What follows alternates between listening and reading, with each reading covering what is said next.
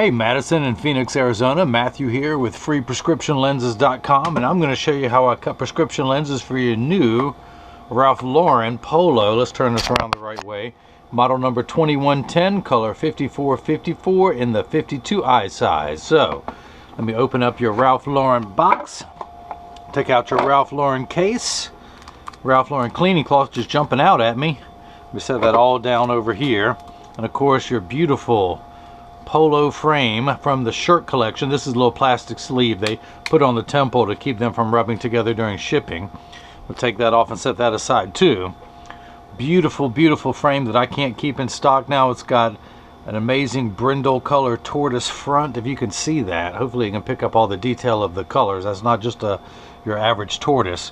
Then of course, from their shirt collection, this will match just about any rugby or any shirt that Polo has put out. And of course, it's got the yellow rider on the side. So I'm going to take out your original demo lenses that say Polo Ralph Lauren. Let's pop those out, and you're going to get all the manufacturer's original packaging.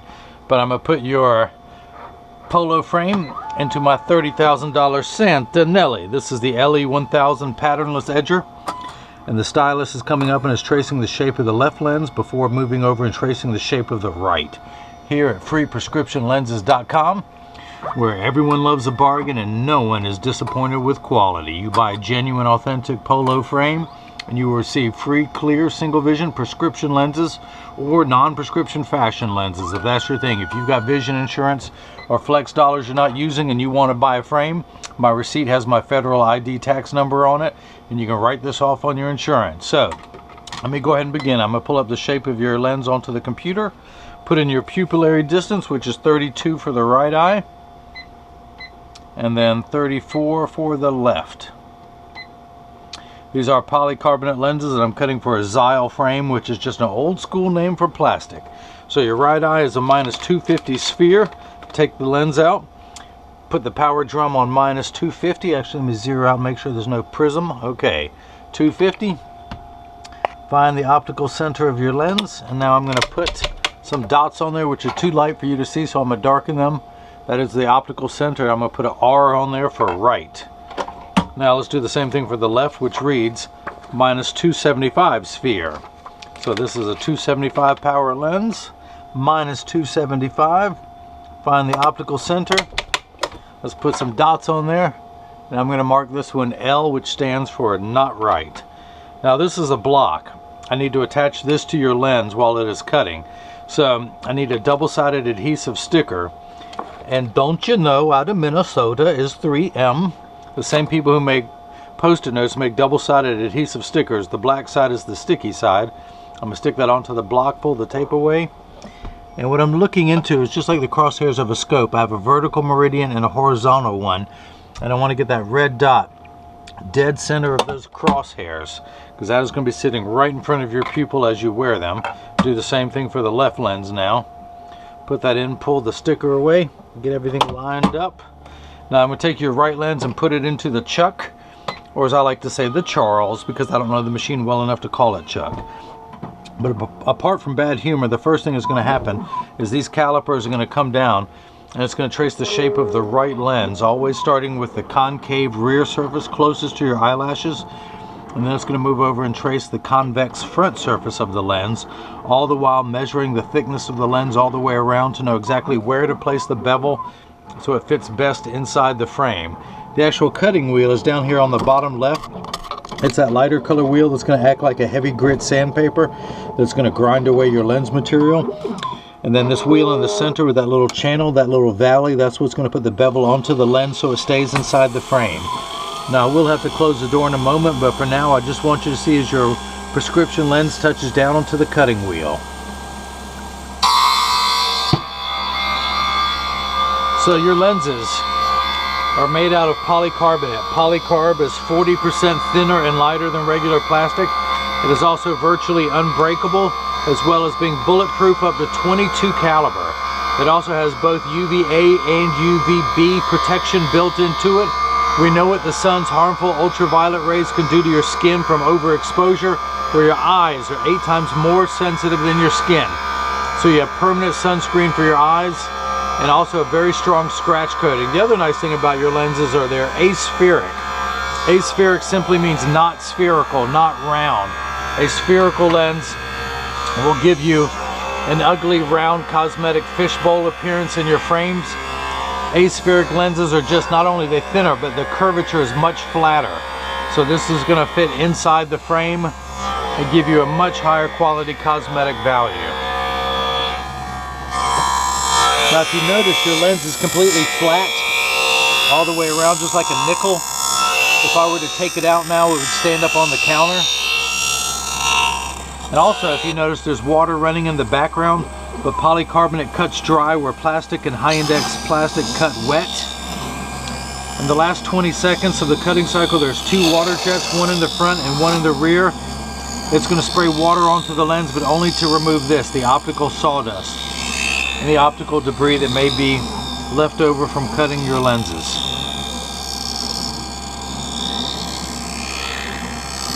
All that white powder that's on the chuck, that is optical debris, optical sawdust. That's what these 2 water jets are washing away now.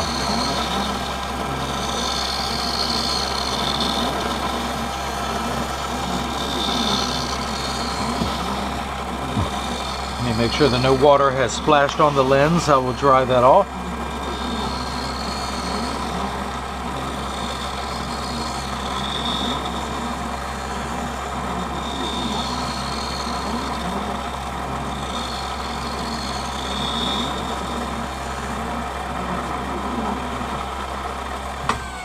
Alright, so now that it's done, I'm going to take it out of the chuck, out of the Charles, and I'm going to dry your lens off so it is not slippery. And before I mount it, there's one last thing I want to do. You still have some rough edges that are left over from the cutting cycle. I want to smooth those out using my handstone. This is completely flat. I can put my finger on it while it's running and my finger gets warm due to the friction. But it's that friction that allows me to apply what's known as the safety bevel. But literally, I've melted off those rough edges. This white powdery substance you see me scraping off is called Schwarf. And once it has all been removed off your lens and onto the counter, I very carefully and very neatly and responsibly collect it into one pile, and then I wipe it on the floor. Because the clown gets to have fun while he's at work too. So let's see if this fits into your frame. I'm going to tuck it in at the outside corner first, and then using my thumbs I press down at the nose and it snaps in perfectly. So let me do the same thing for the left lens. Flip that over to L, which stands for not right, and then hit start. And just like before, the calipers are going to come down, but this time they're going to trace the shape of the left side of the frame to make sure the lens is large enough to fit. Always starting with the rear surface, the concave surface first, closest to your eyelashes. And then it's going to move over and trace the convex front surface of the lens. Of course, your lenses are spherical, meaning you have no astigmatism correction. If you did, you would have different thicknesses on the lens. That's why it traces both sides to measure the thickness to know exactly where to place it into the frame. Of course, these lenses fit in here perfectly with no edge thickness. That's what you get with the thinner lenses. So when you buy glasses online from people, they charge you for plastic lenses, and then if you want to upgrade to the polycarbonate, the thinner, lighter weight lenses, they charge you an upgrade fee. And then if you want the aspheric lenses, the flatter curvature, they charge you another fee. So this is someone else's third tier premium lens that you get for free when you buy the frame from me. So let's go ahead and take this block off. It is no longer needed. Pull that off, pull the sticker away. I want to put it back into my lensometer and just verify that the power is correct. Minus 250, which is exactly halfway between 2 and 3. The way your prescription works, well, you've heard of ounces, gallons, and pounds. But the unit of measurement we use in the optical world is called a diopter. And it goes in quarter increments starting at 0, known as plano, but better off known as non-prescription. Goes up from there, 0.25, 0.50, 0.75, 1, and so on, till we get up to 250 for your right eye. So you need 10 steps of correction for your myopia. You are nearsighted. You can see great up close, but you need the correction to see far away. So you need 10 steps of correction. You actually need 11 steps for your left eye. Now you have no astigmatism, so without your glasses on, things are actually much too large than they really appear. So when you put your glasses on, they will minify down to the correct size. so that every image is the correct size. And again, this is Polo model number 2110, color 5454 in the 52 eye size. It does come larger in the 54 for anyone who wants a larger frame. And of course, this frame and lenses sell for $170. Feel free to upgrade to the transition or anti-glare lenses. You're getting them at my cost, so you're going to get them cheaper than anywhere else. So the water jets have kicked in to wash away this optical debris that I keep picking off the lens.